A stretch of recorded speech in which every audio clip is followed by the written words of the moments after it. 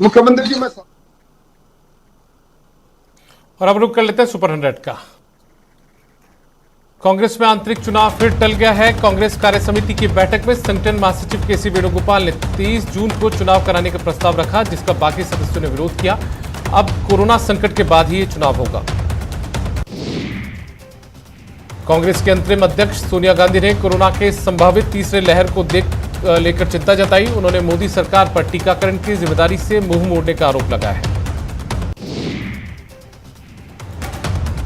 दिल्ली के मुख्यमंत्री अरविंद केजरीवाल ने होम आइसोलेशन प्रणाली को और मजबूत करने के उद्देश्य से सोमवार को दिल्ली सचिवालय में समीक्षा बैठक। इस दौरान केजरीवाल ने अधिकारियों को होम आइसोलेशन को और अधिक प्रभावी बनाने के निर्देश दिए।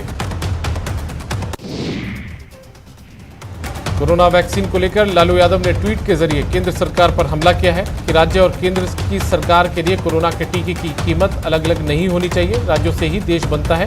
कि केंद्र सरकार की जिम्मेदारी है कि देश के हर नागरिक का चरणबद्ध तरीके से टीकाकरण मुफ्त में हो।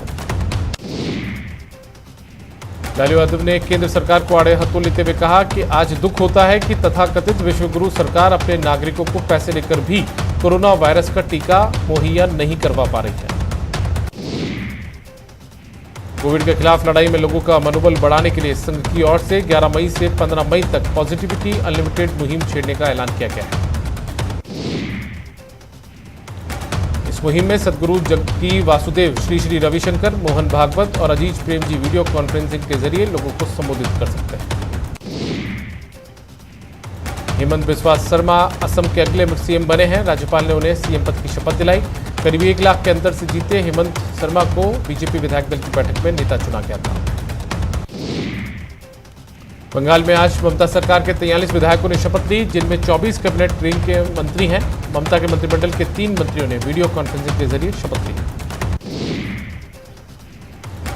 क्रिकेटर मनोज तिवारी को राज्य मंत्री बनाया गया है। मंत्रियों के शपथ ग्रहण के दौरान ममता बनर्जी भी राजभवन में मौजूद रही। पश्चिम बंगाल में तीसरी बार मुख्यमंत्री बनी ममता बनर्जी ने अपनी कैबिनेट का गठन कर लिया है। इस बार मंत्रिमंडल में कुल 43 मंत्रियों को शामिल किया गया है। वहीं राज्यपाल जगदीप धनखड़ ने पूर्व मंत्रियों और टीएमसी के शीर्ष नेताओं पर नारदा घोटाले में केस चलाने की मंजूरी दी है। बंगाल की मुख्यमंत्री ममता बनर्जी ने प्रधानमंत्री मोदी को चिट्ठी लिखकर कोरोना के इलाज में इस्तेमाल होने वाली दवाओं और मेडिकल डिवाइस पर टैक्स में छूट देने की मांग की है। केंद्रीय वित्त मंत्री निर्मला सीतारमण ने जवाब दिया है। सीतारमण ने कहा कि कोरोना वैक्सीन को जीएसटी से बाहर रखने पर उपभोक्ताओं को फायदा नहीं होगा और इसका उल्टा असर देखने को मिलेगा। कोरोना महामारी के संकट को लेकर सोमवार को एक बार फिर सुप्रीम कोर्ट में सुनवाई हुई। बीते दिन केंद्र सरकार ने अपना हलफनामा दायर कर कोविड प्लान वैक्सीनेशन पर जानकारी दी थी। दिल्ली में ऑक्सीजन संकट पर कोर्ट ने सख्ती बरती है। ऑक्सीजन के लिए भटकते लोगों पर कोर्ट ने सरकार से सख्त सवाल पूछे हैं। दिल्ली हाईकोर्ट ने ऑक्सीजन सिलेंडर के दाम तय करने को लेकर सरकार से स्टेटस रिपोर्ट तलब की है। हैदराबाद के एक सरकारी अस्पताल में ऑक्सीजन की किल्लत से कोरोना के 7 मरीजों की मौत हो गई। यह घटना सरकारी अस्पताल किंग कोटी की है, जहां ऑक्सीजन की नई खेप लेकर टैंकर अस्पताल आ रहा था। टीम इंडिया के कप्तान विराट कोहली ने कोरोना वायरस के टीके का पहला डोज लगवा लिया है। कोहली ने कोरोना के संक्रमण से बचने के लिए सोमवार को यह महत्वपूर्ण कार्य किया। हत्या के मामले में आरोपी ओलंपिक पदक विजेता पहलवान सुशील कुमार फरार बताया जा रहा है। दिल्ली पुलिस ने सुशील कुमार को पकड़ने के लिए दिल्ली एनसीआर के साथ ही दूसरे राज्यों में भी छापेमारी की। कोरोना वायरस से लोगों के मरने का सिलसिला लगातार जारी है। साउथ से एक्टर होस्ट के निधन की खबर सामने आई है। एक्टर टीएनआर का कोरोना की चपेट में आने के कारण निधन हो गया। उनके निधन पर साउथ इंडस्ट्री में शोक की लहर है। जयपुर में ग्रामीण क्षेत्रों में बढ़ते कोरोना संक्रमण को लेकर सीएम अशोक गहलोत की अध्यक्षता में ओपन मीटिंग जारी है। गहलोत की मीटिंग में वीसी के जरिए पंचायत स्तर तक के जनप्रतिनिधि कर्मचारी जुड़े हैं। सभी कैबिनेट मंत्री, राज्य मंत्री भी मीटिंग में शामिल हैं। जयपुर में ग्रामीण क्षेत्रों में बढ़ते कोरोना संक्रमण को लेकर सीएम अशोक गहलोत की अध्यक्षता में ओपन मीटिंग जारी है। कांग्रेस वर्किंग कमेटी की बैठक हुई, जिसमें अध्यक्ष चुनाव को लेकर भी चर्चा की गई। वहीं सीएम गहलोत ने कोरोना के दौरान चुनाव करवाने का विरोध किया। सीएम गहलोत ने कहा कि कोरोना के दौरान चुनाव करवाना उचित नहीं है। अभी पार्टी के लोगों की सेवा में जुटने की जरूरत है। दूसरे नेताओं ने भी गहलोत की बात का समर्थन किया। कोरोना के बढ़ते खतरे के मद्देनजर प्रदेश में आज से सख्त लॉकडाउन लग चुका है। 24 मई तक के इस सख्ती काल में जरूरी सेवाओं को छोड़कर करीब सभी संस्थान बंद रहेंगे। जरूरी सामान की खरीदारी के लिए सुबह से कुछ घंटों की मोहलत दी जाएगी। देश में 24 घंटे में कोरोना के 3,66,161 मामले सामने आए।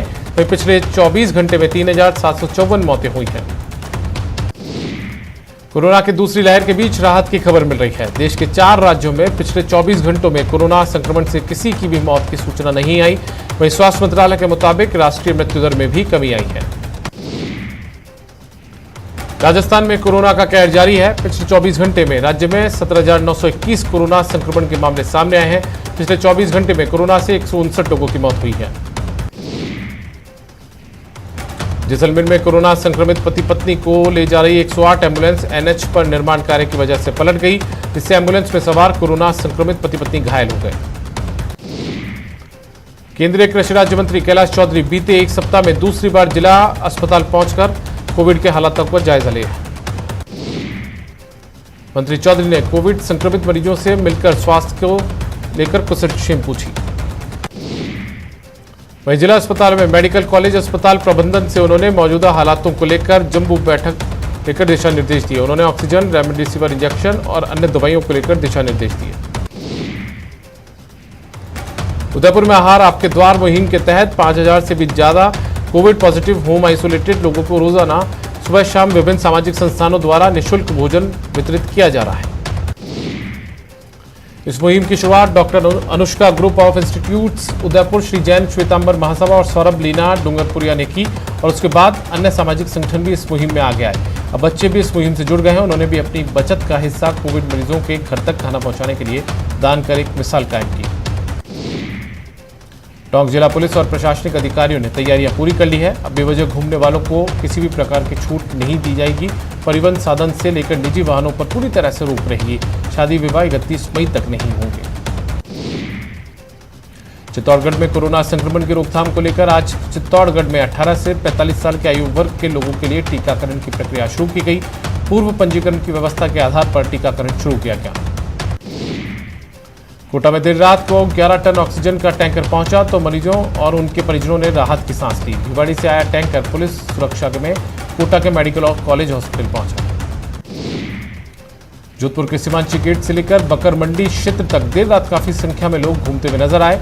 इसके बाद डीसीपी धर्मेंद्र सिंह यादव और खंडा फलसा थानाधिकारी मौके का जायजा लेने पहुंचे और वहां पर बेवजह घूमते लोगों को संस्थागत क्वारंटाइन किया और उनकी गाड़ियां भी जब्त की गई। पोखरण नगर पालिका के अध्यक्ष मनीष पुरोहित ने कोविड सेंटर का औचक निरीक्षण कर व्यवस्थाओं का जायजा लिया और इस दौरान सफाई व्यवस्था को भी देखा। पालिका अध्यक्ष और EO Taufiq Ahmad covid centre पहुंचे और व्यवस्थाओं का जायजा लिया। इंदिरा रसोई में खाने की व्यवस्था को देखकर कोविड सेंटर में भर्ती कोरोना पॉजिटिव मरीजों की खाना सप्लाई समय पर करने के निर्देश दिए। निरीक्षण करने से दोनों जगह की व्यवस्था देखी और कोविड सेंटर के आगे तैनात पुलिस जवानों से भी रूबरू हुए। गौरतलब है कि पोखरण कोविड सेंटर में 5 कैदी और 2 अन्य लोग कोरोना पॉजिटिव भर्ती हैं। मौत और जिंदगी से ये जंग लड़ रहे हैं। कोटा में कोरोना पॉजिटिव मरीजों के साथ साथ मौत का आंकड़ा भी लगातार बढ़ता जा रहा है। देर शाम तक करीब 1 दर्जन मरीजों की मौत हो गई। हालांकि चिकित्सा विभाग ने 4 मरीजों की मौत की पुष्टि की है।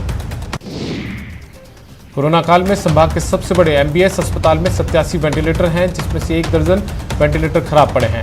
नए अस्पताल में एसएसबी में भी दर्जनों वेंटिलेटर धूल फांक रहे हैं। पोखरण राजकीय चिकित्सालय में कोरोना के बढ़ते केसेस को लेकर डॉक्टर चेस्ट फिजियोथेरेपी के सहारे कोरोना के संक्रमितों को कोरोना से लड़ने में सहायता कर रहे हैं। चेस्ट फिजियोथेरेपी का प्रयोग कोरोना संक्रमित मरीजों पर बेहतर रिजल्ट दे रहा है। राजधानी जयपुर में लॉकडाउन का असर पहले दिन कई इलाकों में देखने को मिला। जयपुर की लालकोटी सब्जी मंडी 11 बजे बाद भी चलती रही। इस दौरान पुलिस की टीमें लोगों की सूचना पर मौके पर पहुंची और सब्जी मंडी को बंद कराने का प्रयास किया। जैसलमेर जिले में आज से 18 से 44 वर्ष तक के लोगों का वैक्सीनेशन शुरू हुआ है, जिसके लिए सेंटर पर लोगों की भीड़ उमड़ पड़ी। युवाओं में वैक्सीनेशन के लिए काफी उत्साह देखने को मिला। संपूर्ण लॉकडाउन के दौरान दौसा जिले में सभी सब्जी मंडियां बंद है। सिर्फ 3 व्हीलर या ठेलों से सब्जी विक्रेता घर घर जाकर सब्जी बेच सकते हैं। लॉकडाउन का असर प्रतापगढ़ जिले के ग्रामीण क्षेत्रों में भी देखा जा रहा है। दरियावद उपखंड में मुंगाना कस्बे में भी व्यापारिक प्रतिष्ठान पूरी तरह से बंद होने से सड़कों पर सन्नाटा पसरा नजर आया। डूंगरपुर में कोरोना संक्रमण की रोकथाम को लेकर आज सोमवार से 18 से 44 साल के युवाओं का वैक्सीनेशन शुरू हुआ। शहर के पातेला पीएचसी पर वैक्सीनेशन को लेकर पहले ही दिन युवाओं की भारी भीड़ उमड़ पड़ी। 12 के अंत में कोटा की सीमा पलायथा काली सिंध पुलिया पर पुलिस ने चेकपोस्ट बनाया है, जहां राज्य सरकार के आदेश के मुताबिक केवल अनुमत श्रेणी के वाहनों को जिले में आने दिया जा रहा है। लॉकडाउन की पालना को सुनिश्चित करवाने को लेकर अरनोद उपखंड अधिकारी प्रकाश चंद्र रैगर मोटरसाइकिल पर ही क्षेत्र का जायजा लेने निकल पड़े। इस दौरान एसडीएम ने नियमों की अवहेलना करने वाले लोगों के खिलाफ कार्रवाई भी की। करौली में राज्य सरकार की ओर से लगाए गए सख्त लॉकडाउन पर वाहनों के संचालन पर व्यापक असर नजर आया है। सोमवार को रोडवेज और निजी बसों का संचालन नहीं हुआ। वहीं शहर के बाजारों में लोग सख्त लॉकडाउन की गाइडलाइन से बेपरवाह नजर आए। किराना परचून की दुकानों और सब्जी मंडी में लोगों की काफी भीड़ उमड़ी। सोशल डिस्टेंसिंग और मास्क को लेकर भी लोग बेपरवाह दिखे। बीकानेर के नोखा में पुलिस और प्रशासन के अधिकारी सड़कों पर नियमों की पालना करवाने के लिए निकले। बाजारों में दुपहिया और चौपहिया वाहन चालकों पर कार्रवाई की गई। अधिकारियों को देख व्यापारियों ने अपनी दुकानें 11 बजे से पहले बंद की। पुलिस ने बिना कारण घूम रहे 2 दर्जन वाहन जब्त किए। प्रदेश में आज से लागू महामारी रेड अलर्ट जन अनुशासन लॉकडाउन के तहत आज पुलिस अधिकारियों ने फ्लैग मार्च निकाला। मार्च से आमजन को कोविड प्रोटोकॉल की पालना का संदेश दिया। एएसपी शैलेंद्र इंदौरिया ने कहा कि अगर कोई गाइडलाइन की अवहेलना करेगा तो उसके खिलाफ सख्त कार्रवाई होगी। अजमेर पुलिस ने कई थाना स्तर पर सुबह 11 बजे के बाद लोगों को बिना काम घर से बाहर नहीं निकलने की नसीहत दी है। पुलिस ने अपने अपने थाना इलाकों में बाइक पर फ्लैग मार्च निकाला और घरों में रहने की अपील की। शहर की रामगंज थाना पुलिस ने आज बाइक पर सवार होकर संवेदनशील इलाकों में रूट मार्च निकाला। बीकानेर के ग्रामीण क्षेत्रों में शुरू हुए 18+ के वैक्सीनेशन को लेकर एक और युवाओं में उत्साह देखा गया, तो वहीं दूसरी ओर सोशल डिस्टेंसिंग की धज्जियां उड़ती हुई भी नजर आई। खाजूवाला सेंटर पर वैक्सीन के लिए युवाओं की लंबी लंबी कतारें लगी देखने को मिली। हर कोई अपनी बारी का इंतजार करता देखा गया। वहीं वैक्सीनेशन लगाने के लिए आए युवाओं ने सोशल डिस्टेंसिंग की धज्जियां उड़ाई। चूरू जिला जेल में भी कोरोना संक्रमण पहुंच चुका है। मेडिकल कॉलेज द्वारा जारी जांच रिपोर्ट में जिला जेल में कुल 40 बंदियों के कोरोना संक्रमण से ग्रस्त होने की पुष्टि हुई है। जिला जेल में शनिवार को 314 जनों के सैंपल लिए गए थे, जिसमें 40 के संक्रमण से ग्रस्त होने की जानकारी मिली है। जिला जेल में एक साथ इतनी बड़ी तादाद में संक्रमितों के मिलने से जेल प्रशासन में हड़कंप मच गया। इधर जिले में रविवार को 747 व्यक्ति कोरोना संक्रमित पाए गए। संक्रमितों में जिला जेल के बंदियों सहित चूरू तहसील के 208 लोग शामिल हैं। रतनगढ़ में 181, सुजानगढ़ में 150, राजगढ़ में 69, सरदारशहर 75, तानागढ़ में 92 और संक्रमितों में 11 अन्य जिलों के भी शामिल हैं। और नेटवर्क 18 यह सुनिश्चित करना चाहता है कि हर भारतीय को कोविड-19 टीकाकरण मिले। टीकाकरण जागरूकता बढ़ाने के लिए नेटवर्क 18 और फेडरल बैंक की पहल संजीवनी शॉर्ट ऑफ लाइफ को सपोर्ट करें। Health expert Apollo 24/7।